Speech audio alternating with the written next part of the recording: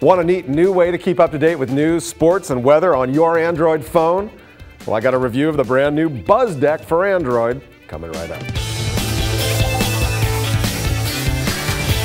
This episode of App Judgment is brought to you by Squarespace.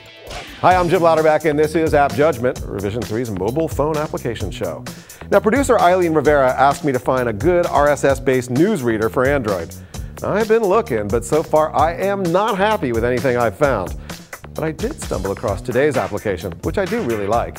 It's a brand new, well-designed news and social aggregator. Not really a news reader with RSS feeds, but a way to get content and read it easily and look at it. It's really cool. You got to check it out. It's the first program from developer Mippen, and it's called BuzzDeck. Now, the program itself is modeled after a deck of cards. BuzzDeck is set up with up to 10 content-specific cards grouped around topics like gaming, news, football, gadgets, and technology. Navigating from topic to topic, or card to card, is really easy. You just do it with a flick of your finger. Tap the topic card and you'll get a screen full of headlines. Each card is regularly populated with stories from a variety of sources, including the New York Times, ESPN, Joystick, The Beeb, Engadget, lots more. Sources are decidedly British, though, no surprise, because the company is actually from the UK. Now, to read a story, you just tap on the headline, and you can easily flip from story to story within a topic or a card, but just by using your finger and flicking along, while the back key takes you up a level, where you can use your finger to flip from topic to topic or card to card. Now, although BuzzDeck controls the content sources, cool thing is you can actually say, if you like a story or a topic, you hit I like, and presumably it will lead to the program delivering more from that source or more about that topic, although I didn't really see it work in practice. I guess I got to use it for a long time and it has to learn from me. Adding a new card or a new topic is also really easy. Press the plus button at the end of your card stack to see the entire library of predefined cards. Now, new cards are being added all the time. When I first loaded the application up, there were only a handful of cards, but today there are 23 news stream cards, along with new social application cards for Facebook, Twitter, LinkedIn, Bebo, and more.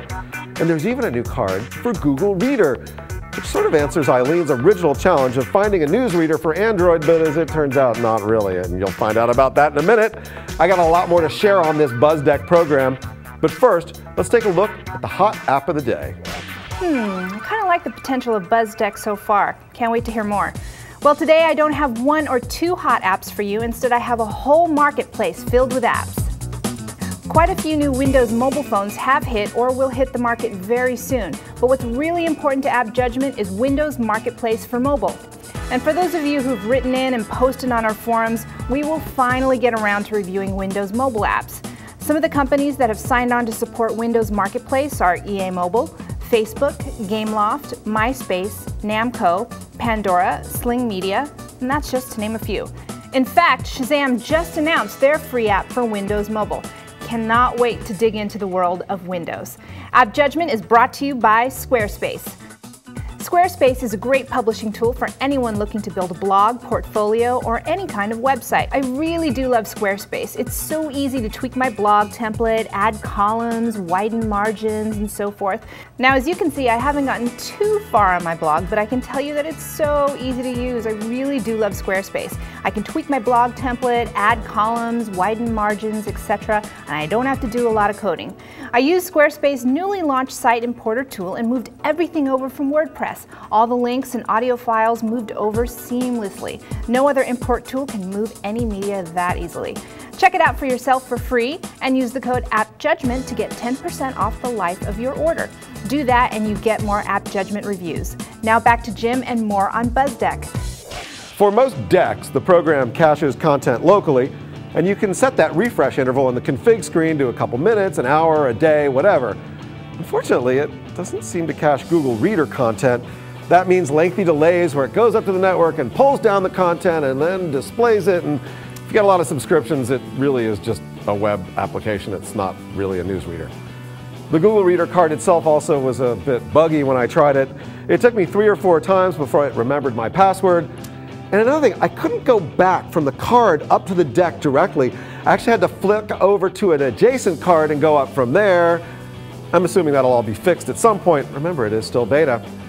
There are other limitations though as well. First, you can only have 10 cards loaded on your deck. I quickly bumped up against that limitation. I want 20 or 30. What's the problem? Let me load them all down. And second, when you've zoomed into a card, there's no header at the top that tells you actually which card or topic you're viewing. That can easily get you confused. It got me confused. If I went from card to card, I didn't know if I was in tech or gadgets or football or whatever. So put a little line up there on the top, and I had to go all the way back up to figure it out. So yeah, that's a problem. The program also crashed on me once or twice when I was using it. Again, it's beta. And I'd really like the ability to create my own card with my own content sources. It'd be great if I could do that with an uploadable OPML file too. Now, if BuzzDeck could do that, fix that 10 card limit, this would really be a 5-star product, and I wouldn't need to find an RSS reader for Eileen either. So anyway, here are the pros and cons. On the pro side, great looking application. It's an easy way to stay in touch and read stories about news, sports, tech, and a lot more. It's well designed, it's easy to use. The social and web integration stuff have a lot of promise. On the downside, it is a beta application, so it ain't fully cooked yet. It doesn't let you add your own sources or create your own cards, and the content sources are a little bit limited. My bottom line, well, first, it's a free application.